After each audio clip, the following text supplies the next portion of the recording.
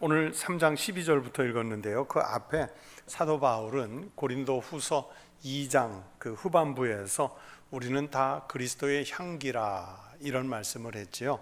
우리는 구원받는 자들에게나 망하는 자들에게나 하나님 앞에서 그리스도의 향기니 우리가 다 그리스도의 향기라. 이 향기는 예수를 안 믿는 사람들에게는 사망에 이르는 냄새고 예수를 믿고 구원을 받는 사람들에게는 생명에 이르게 하는 냄새다. 그렇게 말씀을 했습니다. 또 바로 이어서 3장으로 이제 넘어와서는 오늘 본문 앞에 이제 전반부에서 우리는 다 그리스도의 뭐라고 그랬죠? 편지라는 말. 앞에 뒤에서는 앞에 2장에서는 향기라고 그랬고 3장으로 넘어와서는 편지라 했습니다. 너희는 우리로 말미암아 나타난 그리스도의 편지니 이는 먹으로 쓴 것이 아니요 오직 살아계신 하나님의 영으로 쓴 것이며 또 돌판에 쓴 것이 아니요 오직 육의 마음판에 쓴 것이라. 그래서 우리는 이제 율법에 속한 사람들이 아니라 하나님의 영, 즉 성령의 감동이 돼서 마음에 새겨진 은혜로 살아야 할 사람들이다. 그러니까 율법에 얽매인 사람들이 아니라 마음에 새겨진 성령의 감동으로 살 사람들이라고 설명을 해요. 그러면서 이제 오늘 본문 바로 앞 6절부터 11절에서는 바울 자기는 어떤 존재냐?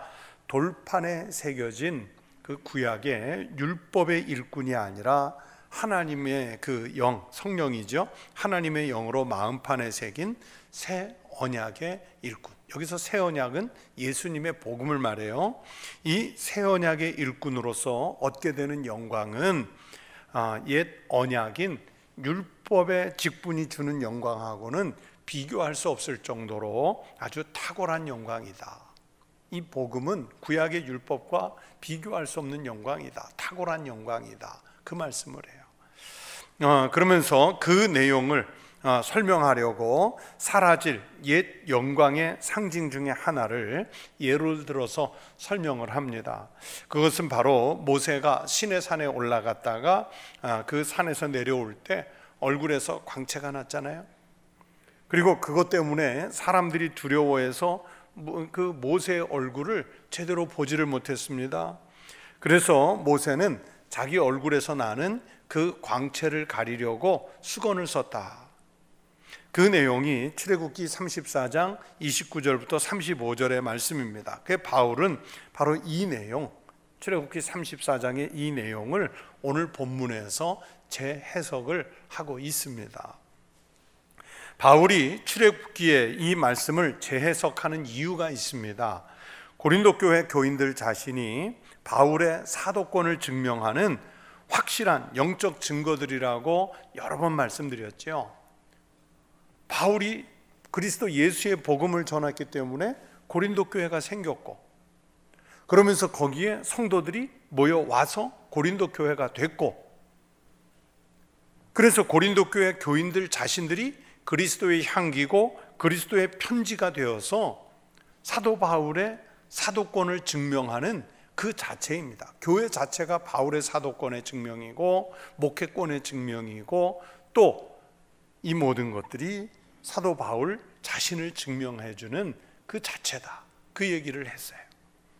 그럼에도 불구하고 바울이 어떤 다른 유명인이나 다른 사도들의 추천서가 없다는 이유를 들어서 고린도 교회에 시비를 거는 사람들은 바울을 비난하고 그의 사도권을 의심하는 이런 행태를 보여주고 있습니다. 그러면서 고린도 교회가 다시 한번 또 바울의 사도권 때문에 큰 분란에 빠지게 됐지요. 이런 사고 자체가 바로 옛 영광을 추구하는 것과 같은 어리석은 모습이라 이렇게 바울이 지적을 하고 있습니다. 앞에서 조금 앞서 말씀드린 대로 오늘 본문을 이해하려면, 오늘 본문은 다 이 내용이거든요. 이해하려면 출애굽기 34장 29절부터 35절에 등장하는 모세 얼굴의 광채하고 그리고 수건에 대한 말씀의 내용을 우리가 먼저 이해를 해야 오늘 본문을 알 수 있습니다. 출애굽을 한 이스라엘 백성들이 광야길을 가다가 시내 반도에 있는 시내산 인근에 도착을 하게 됐습니다.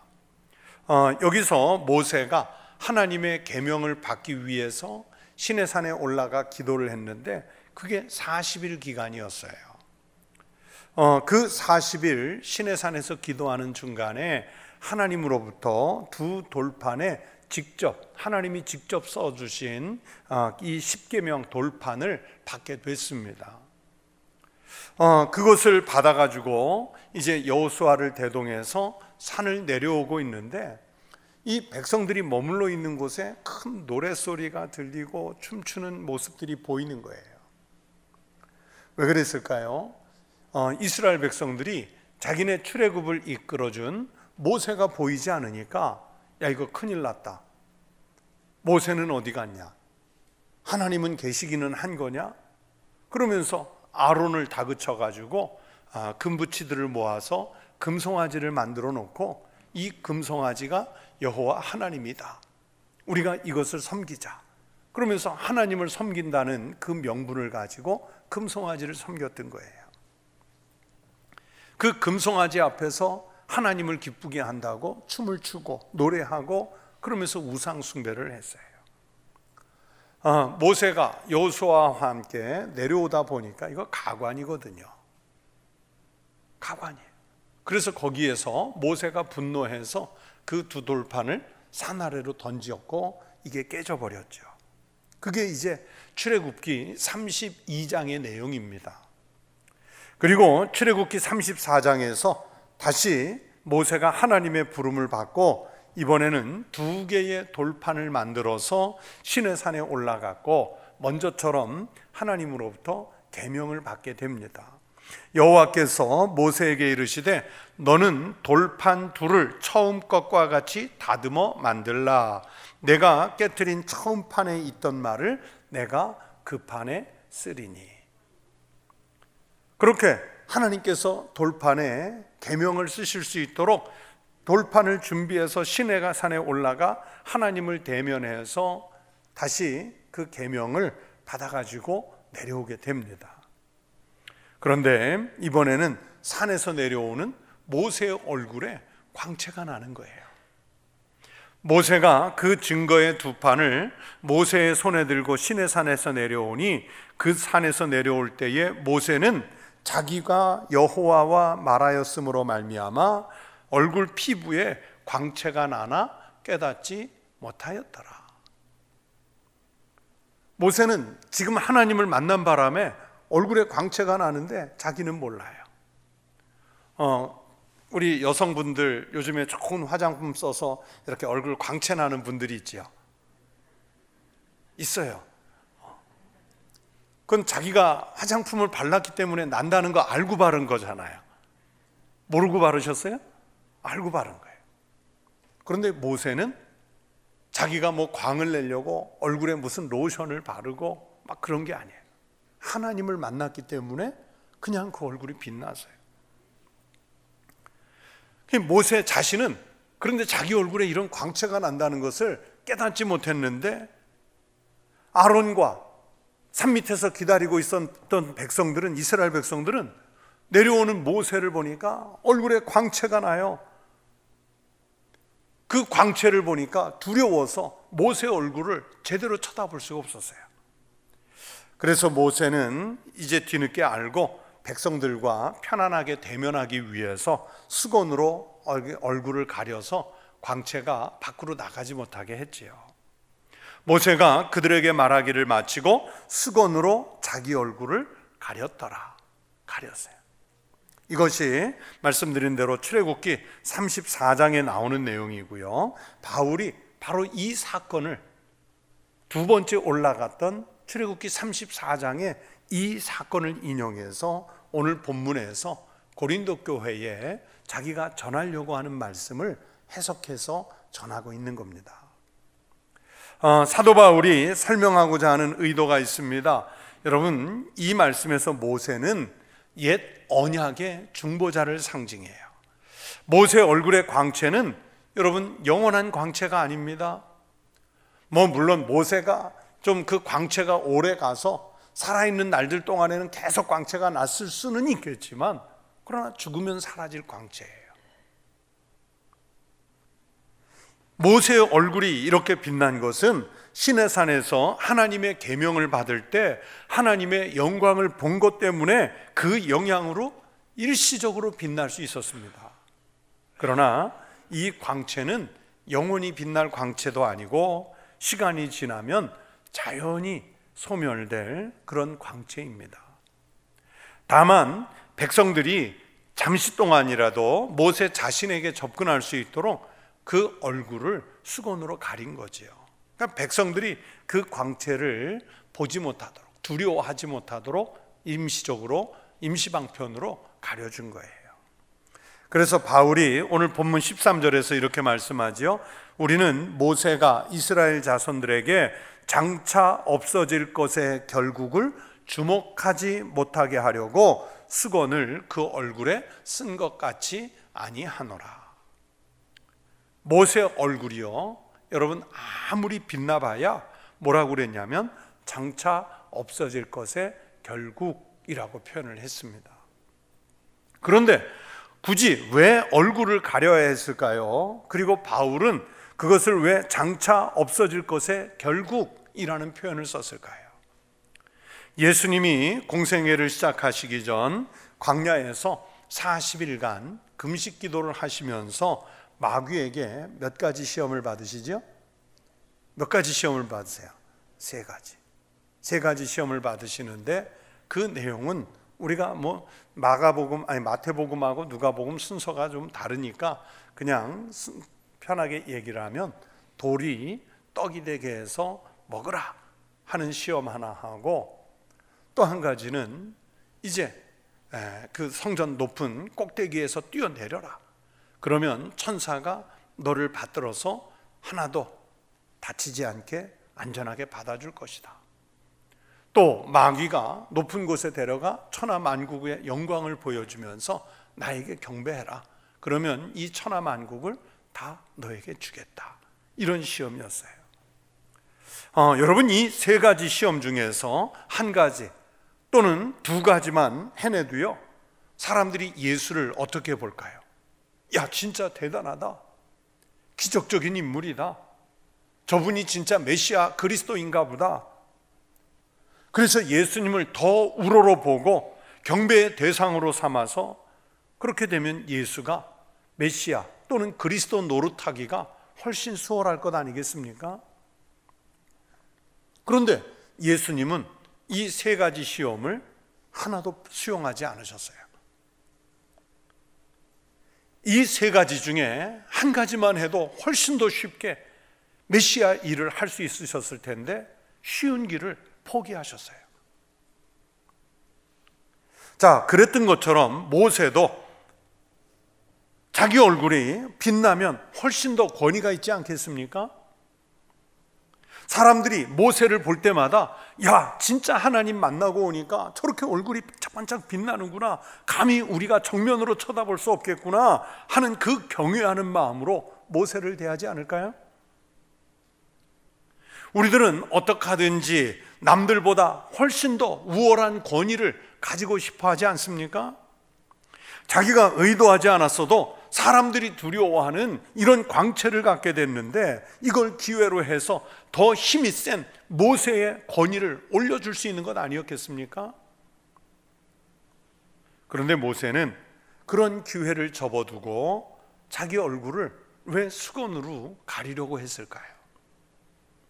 우리는 작은 거 하나만 가지고 있어도 어떻게 하든지 내세우고 자랑하고 사람들에게 그걸 이용해서 내가 당신보다 권위가 높다, 이거 말하고 싶은데, 모세는 왜 오히려 그것을 포기하고 얼굴을 가렸을까요? 사도 바울은 그것을 영적으로 해석하고 있습니다. 바울에 의하면 모세는 율법의 상징인 광채를 가렸다는 거예요.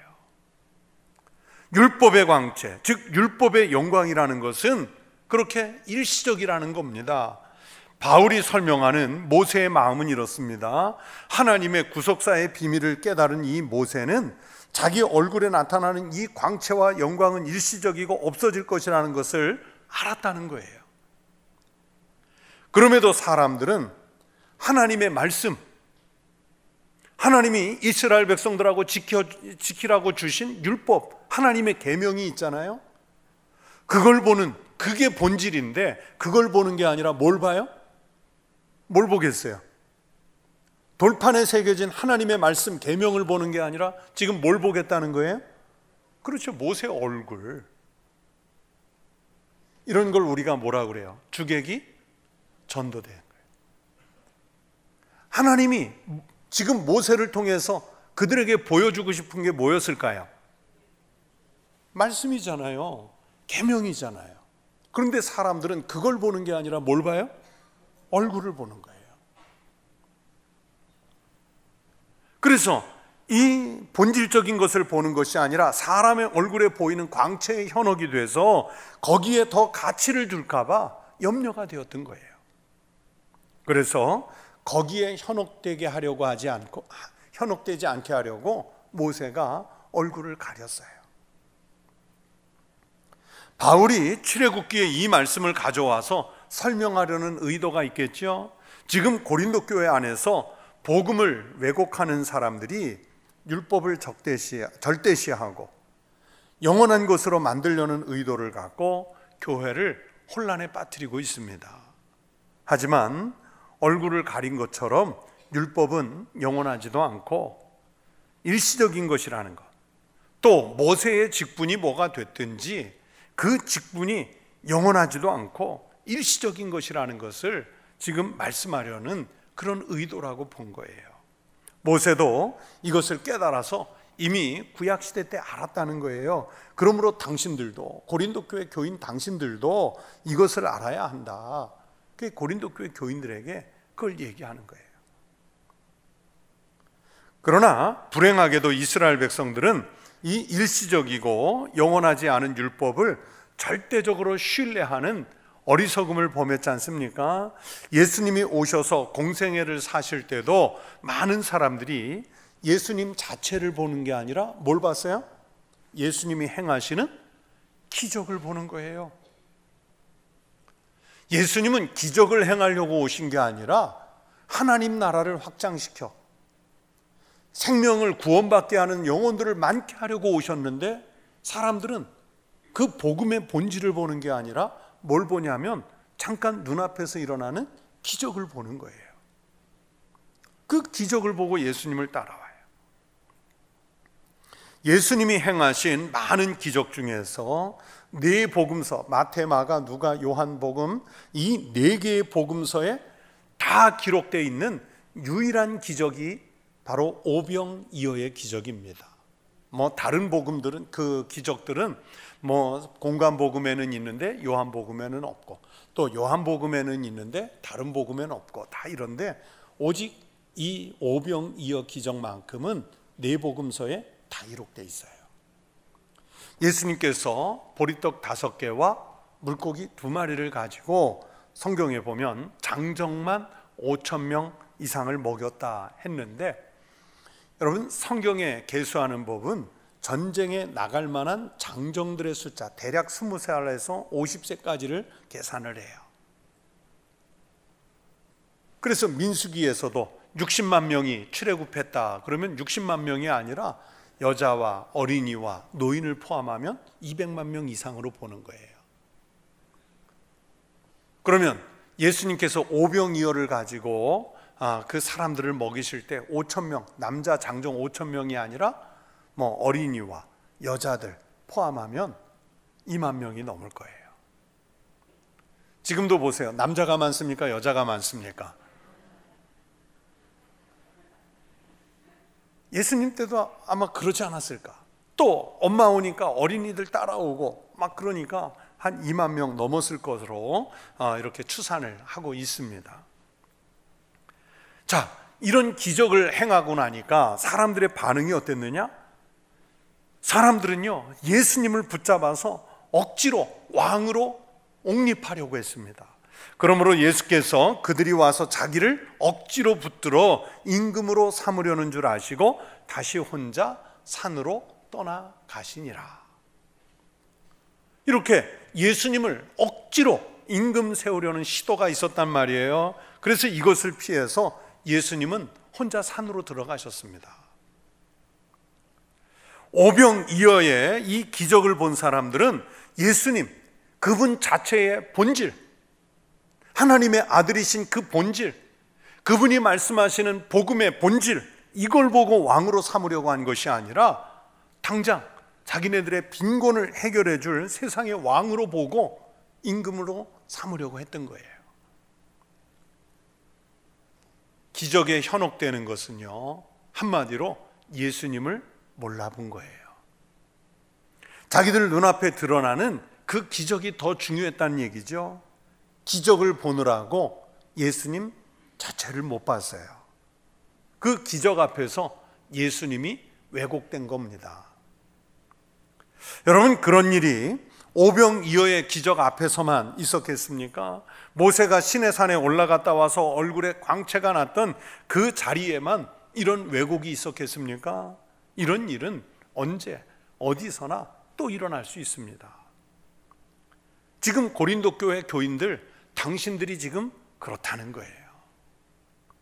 이스라엘 백성들, 유대인들이 율법이 미리 예시한 율법을 완성하려고 말씀이 육신이 돼서 우리에게 친히 성육신에서 오신 예수님을 알아보지 못하고 복음을 왜곡하는 이런 오류를 범했지 않습니까?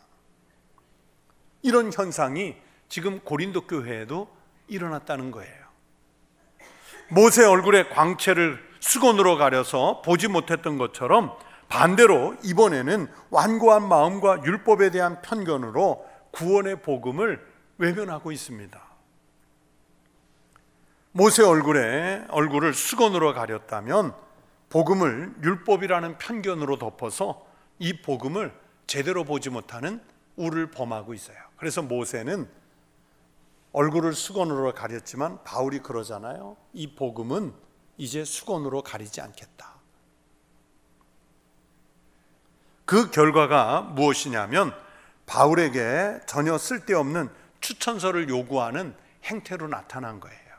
율법에 대한 이 편견에 사로잡힌 거짓 교사들의 유혹에 빠진 일부 고린도 교회 교인들이 합세해가지고 바울의 이 사도직과 관련해서 추천서를 요구하는 어리석음을 범하고 있다 하는 말씀이 바로 오늘 본문 12절부터 15절까지의 내용입니다. 여러분, 이 율법의 상징인 수건과 다르게 새 언약의 복음은 절대로 일시적이지도 않고 영원한 것이에요.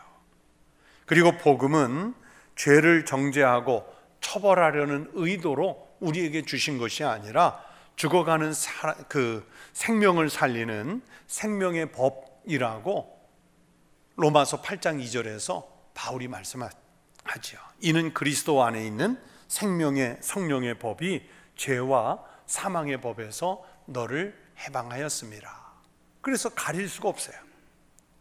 율법이 정죄의 언약이라면 복음은 그리스도 안에서 생명을 살리는 생명의 법이기 때문에 자꾸만 이 생명의 법이 드러나야 하는 거예요.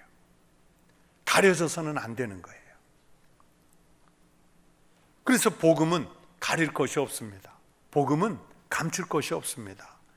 옛 언약을 맡았던 모세는 일시적인 영광 때문에 얼굴을 수건으로 가려야 했겠지만 복음은 그럴수록 오히려 더 드러내서 자랑해야 되고, 복음을 맡았던 사람들은 더 담대하게 전해서 복음만으로도 구원을 받을 수 있다는 영적 진리를 전해야 한다, 이 내용인 거예요.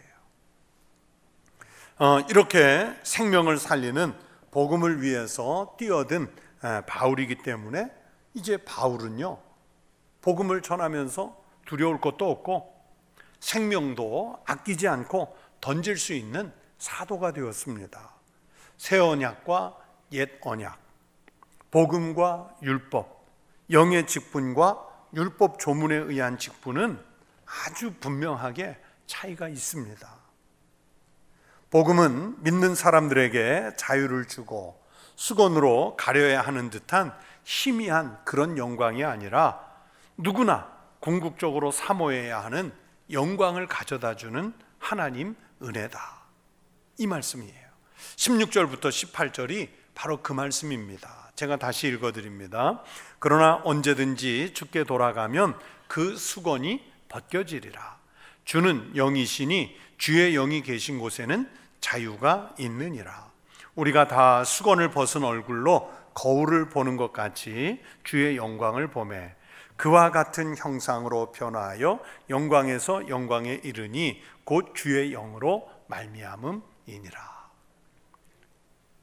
여전히 예수를 믿고 구원을 받았다고 하면서도 옛사람의 습성에 매여 있는 사람들, 어떤 사람이 그랬다고 그러잖아요.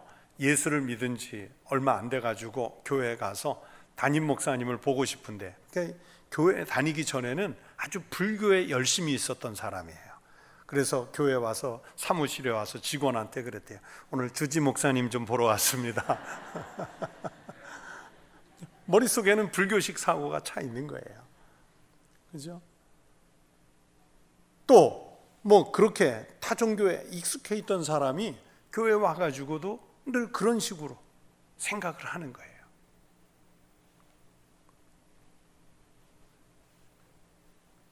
자기가 살아온 방식이 신앙과 달라야 되는데 그냥 일치시켜 버리는 거예요. 사도 바울은 자기의 영광이라고 하는 거, 뭐 바울 입장에서는 자기가 사도면 어떻고 아니면 어떻습니까? 그렇잖아요. 그런데 자기의 영광을 전혀 생각하지 않고 있는데 거짓 선생들에게 현혹이 돼가지고 교회를 혼란에 빠뜨린 이 교인들은 겉으로 드러나는 외형적인 것, 그거 찾느라고요, 교회가 형성된 본질, 즉 복음의 본질, 이걸 놓친 거예요. 그리고 자기들에게 사도로서 복음을 전했고 교회를 이루어준 그 바울을 우리 요즘 흔한 그 말로 못 잡아먹어가지고 올무를 놓는 거예요. 교회 안에다 자꾸 올무를 놓는 거예요. 복음을 전하는 사도로서의 바울의 신분, 추천서, 여러분 이런 것들이 얼마나 중요한, 그 바울 입장에서 얼마나 그게 중요하겠어요. 이미 바울이 굳이 증명서 내지 않아도 고린도 교회가 있고 고린도 교회 교인들이 있고 또 다른 사도들이 있고 또 다른 지역의 교회들이 있잖아요. 교회의 모든 사도들이 이걸 증명하고 있는데 말입니다. 그런데 왜곡된 시선으로 보는 사람들은 항상 모든 상황과 현상을 아주 삐딱한 시선으로 보지요. 그 삐딱한 시선으로 보는 사람들 때문에 어떤 모임이든지 공동체든지 또는 우리가 말하면 교회든지 어렵게 만들어요. 지금 고린도 교회 교인들 일부가 바울을 갖고 시비를 거는 것 때문에 교회가 어려워진 거예요. 그 얘기를 하는 거예요. 어떤 분이 대책 없는 사람이라는 글을 썼는데 참 재밌더라고요. 그 내용 중에 이런 내용이 나와요. 몽고 반점을 곧 죽어도 중국 음식점이라고 주장하는 사람이 있대요. LA하고 로스앤젤레스가 다르다고 우기는 사람이 있고, 의학세는 절대로 새다, 새 이름이다, 이렇게 주장한대요. 컴퓨터 바이러스가 사람 몸에도 전염을 할 수 있다, 이렇게 주장하는 사람이 있대요. 그래서 이런 주장을 끝까지 꺾지 않는 사람은 아무리 설명을 해도 들을 귀를 가지고 있지 않기 때문에 이런 사람은 대책이 없는 사람이다, 그 얘기를 해요. 여러분, 이런 사람이, 이렇게 대책 없는 사람이 세상에만 있을까요? 아닙니다. 교회 안에서 복음보다 더 중요하게 생각하는 것이 있어가지고 교회를 어렵게 만드는 사람들이 있어요. 지금 고린도 교회 일부 교인들이 그렇게 왜곡된 시선으로 바울을 보고 교회를 보기 때문에 고린도 전서에 등장했던 그 많은 문제들 때문에 교회가 어려워지고 있지요. 바울은 그걸 염려하는 거예요. 그러면 현대 교회는 괜찮을까요? 신학이 발달하고 교회 조직이 단단해지고 좋은 제도와 인적 구성을 갖춘 현대 교회들은 고린도 교회가 범했던 그런 실수를 범하지 않고 있을까요? 절대 그렇지 않아요. 여러분, 2000년 전에 고린도 교회처럼 분란이 일어나고 있는 우리 주변의 교회들, 가끔 소식 듣는 교회들이 있으면 보세요. 분란의 소식들이 들리는 교회들을 보세요. 주님의 몸된 교회, 그리스도의 지체인 교회와 성도라고 말은 하면서도요, 교회 생각 안 해요. 한번 분란이 일어나면 교회가 망가지든 교회가 무너지든 교인들이 떠나가든 끝까지 싸워요. 정말 교회를 생각하고 주님의 몸된 교회를 지체를 생각한다면 양보도 하고 참아야 되고 내려가기도 하고 입도 닫기도 하고 그래야 되는데 안 그러잖아요. 제가 예전에 속했던 어떤 교회는 정말 끝까지 싸우는데 교인이 한 500~600명 모이다가요 30명 남았는데도 싸워요. 그 진입하는 도로에 양쪽 편에서 플래카드를 붙였는데 뭐라고 붙였는지 아세요? 주님이 이기실 때까지 싸우겠습니다. 그 현수막을 보는 사람들이요 다 아유, 교회 얼마나 심하게 싸웠는지 9시 뉴스에도 나왔어요. 왜냐하면 그 앞에 교회 안에 있는 파고 교회 밖에 있는 파가 싸우는데 가스통 갖고서 이렇게 횃불을 들고 싸우거든요. 그러니까 교인이 30명 남았는데도 서로 주님이 이기실 때까지 싸운대요. 그들에게 과연 주님이 누굴까요? 그들에게 주님이 누구예요?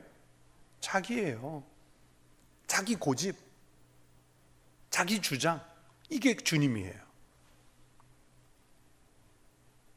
그냥 교회를 생각하지 않는 거죠. 자기들 명예와 체면, 자기들의 기득권의 마음을 빼앗기니까 복음이 설 자리가 없어요. 예수 그리스도의 복음이 설 자리가 없어요. 이 복음, 예배, 이런 교회의 본질적인 것보다 외형적인 우리 교회가 몇 명이 모인다, 우리 교회는 어떤 예배당을 갖추었다, 우리 교회는 이런 프로그램을 갖고 있다, 우리 교회에 어떤 유명한 사람들이 나온다, 이런 것들, 이런 겉으로 보이는 모양새가 교회 추천서라고 생각하는 사람들이 있어요. 여러분, 그게 추천서예요? 아니에요. 정말 하나님의 말씀, 우리 주님 예수 그리스도의 십자가를 통해서 주신 복음, 이게 교회의 본질이고 교회 자체고요. 그것을 믿고 따르는 신실한 성도들이 있을 때 그게 주님의 몸된 지체가 되고 교회가 되는 거지요. 밖으로는 안 드러날 수도 있어요. 사람들이 못 알아봐 줄 수도 있어요. 여러분, 이스라엘 백성들은 수백 년, 수천 년 동안 메시아를 기다렸잖아요. 그러나 하나님이신 성자 예수님이 메시아로 오셨을 때 이 사람들은 오히려 그리스도를 배척하고 질투하고 조롱하고 신란하다가 결국에는 그분을 십자가에 못 박아서 죽이고 말하지 않습니까? 왜 이런 일이 벌어졌을까요? 아마 자기네들이 기대하는 메시아는 어떤 상이었냐면 로마 군대쯤은 하늘의 천군 천사를 동원해서 싹 쓸어버릴 수 있는 사람, 십자가의 위기 같은 것쯤이야 말씀 한마디로 십자가 없애버리고 확 일어설 수 있는 사람, 다윗보다 더 용맹해서 전쟁에 나가면 족족 이기는 사람, 이런 외형적인 메시아를 기대했을 거예요. 그런데 하나님의 아들 메시아라고 자처하는 이가 왔는데 기적은 몇 가지 하지만 참 무기력해 보여요.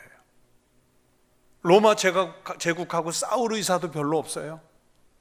사람들이 달려들어서 억지로 임금 세우려고 하니까 홀로 기도한다고 산속으로 들어가 버려요. 그 외모가 얼마나 볼품없습니까? 그러니까 복음을 못 본 거예요. 신앙이 왜곡되고 편협해지는 거예요. 이 모세의 율법을 지나치게 신봉한 나머지 자기들 곁에 오신 그리스도를 알아보지 못하고 십자가에 못 박고 말았어요.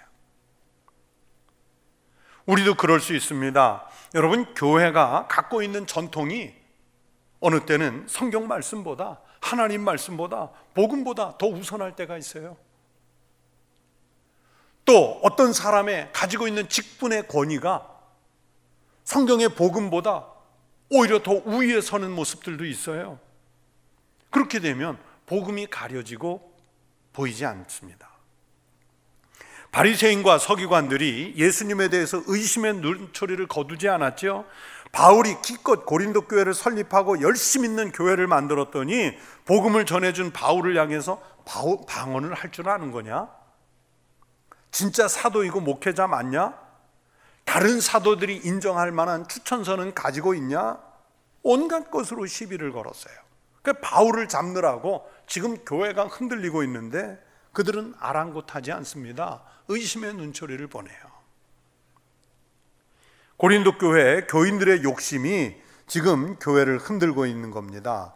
내가 어떤 사도의 줄에 섰느냐, 내가 가진 은사가 얼마나 대단하냐, 또 나의 방언 실력이 다른 교인들과 비교해서 얼마나 탁월한 줄 아느냐, 교회에 들어온 거짓 선생들은 누구의 추천서를 가지고 있느냐, 이런 것들이 다 하나같이 고린도 교회에 들어와 있는 욕심의 결과들이에요. 욕심이 복음을 가리죠. 여러분, 가룟 유다는 은 30대문에 예수님 팔아넘기잖아요. 아나니아와 삽비라는 교회에서 받을 칭찬과 존경, 그 겉으로 드러나는 거잖아요. 그거 받고 싶어서 큰 헌금을 해놓고 나서도 어떻게 됐어요? 사도들 앞에서 부부가 차례로 죽잖아요. 아간이 욕심을 부리는 바람에 여리고라고 하는 큰 성과의 전투에서는 이겼는데 아이라고 하는 이 조그만 성하고 전투에서는 지고 말잖아요. 엘리사의 제자 게하시는 욕심을 부리다가 그만 나병에 걸리고 말지 않습니까? 고린도 교회 교인들 중에 거짓 선생들에게 현혹된 사람들은 자기들이 바울보다 더 우위에 서려는 욕심 때문에 바울을 흔들고 교회를 흔들었어요. 바울에 대한 의심 때문에 교회가 흔들려도 자기네 지지하는 그 몇 사람이 있다는 것 가지고 상관하지 않는 거예요. 오늘날 현대 교회와 교인들도 복음보다 교회에 들어와서 인간관계가 더 중요하고 교회가 하는 어떤 프로그램이 더 중요하고 복음보다 교회 전통이 더 중요하고 복음보다 자기들의 의심스러운 판단과 확신을 더 중요하게 생각하는 그런 경향이 있어요. 그러면서 교회를 어렵게 하는 일들이 얼마나 많은지 모릅니다. 영국의 철학자이면서 시인이셨던 에드워드 영이라는 분이 이런 명언을 남겼습니다. 인간은 하나님을 찬양하라고 지음을 받았지 결코 의심하며 불신하라고 지음을 받지는 않았다. 하나님이 우리를 창조하신 것은 찬양하라고 지은 거지 의심하고 불신하라고 지은 것은 아니라는 거예요. 그런데도 고린도 교인들처럼 많은 교인들이 의심하고 또 의심하면서 오늘 성경의 말씀대로 그렇게 복음을 헛되게 하는 일들이 벌어지고 있단 말입니다. 그게 2000년 전에 고린도 교회만 그렇겠느냐? 아니요. 지금 오늘 우리에게도 그렇게 될 수 있다는 경고의 말씀입니다. 성도 여러분, 우리가 교회에서 어떤 태도의 삶을 살아야 할까요? 과연 우리의 생각과 생활 속에서 교회의 안위를 생각하는 비중은 어느 정도를 차지하고 있을까요?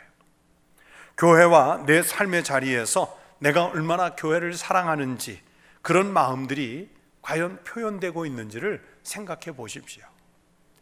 교회를 생각하고 사랑하는 마음은 바로 그리스도의 몸을 사랑하는 마음인 줄로 믿습니다. 교회를 생각하는 그 마음들이 많아서 우리 교회가 더욱 복되고 은혜가 넘치시기를 축원합니다. 교회에서 자기의 생각과 지식, 경험들이 복음보다 더 앞서는 기준이 되는 것은 아닌지 판단해보고, 그래서 우리 교회는 복음이 앞서는 교회, 우리 교회는 주님의 말씀이 앞장서는 교회, 우리 교회는 예배가 앞서는 교회, 하나님 앞에 겸손하게 십자가 앞에서 무릎 꿇는 것이 앞서는 교회, 이런 교회가 되면 하나님께서 생명을 살리는 교회로 우리와 성도들을 사용해 주실 줄로 믿습니다. 이렇게 모든 그 교회가 말씀에, 복음에 든든하게 세워지는 참으로 복된 교회가 될 수 있기를, 그리고 그 교회에 속한 모든 지체인 성도들이 되실 수 있기를 주의 이름으로 축원합니다. 기도하겠습니다. 하나님 아버지, 감사합니다. 이곳에 주님의 몸된 교회, 우리 청북교회를 세워두셨으니, 또 한국교회를 세워두셨으니, 하나님, 복음이 교회를 새롭게 하고 복음이 세상을 이롭게 하는 일에 쓰임받을 수 있게 하여 주시옵소서.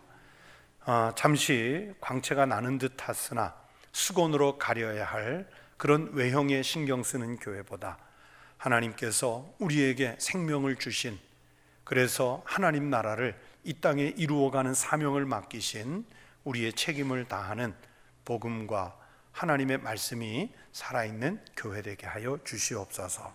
그 사명을 위해서 우리가 맡은 직분, 사명, 소명 제대로 잘 감당하는 우리 교회 모든 성도들, 주님의 지체들이 될 수 있도록 축복하여 주시옵소서.